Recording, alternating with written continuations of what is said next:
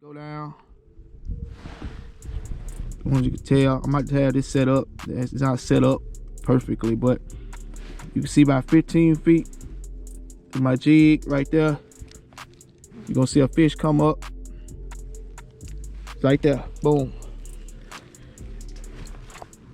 This is a nice one. Really, really, really nice way to catch fish.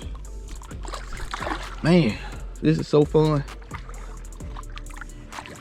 Oh, I got my net all still wrapped up.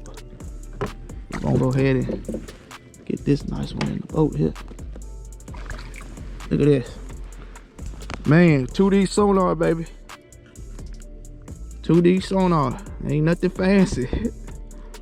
I got that chirp on, and I'm finding these fish.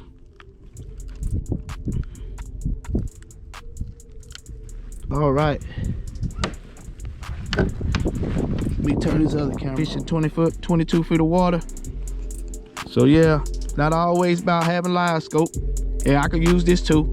Took a little practice, but I finally got it down, fine-tuned to my liking, and finding schools of fish. But let's get back into it.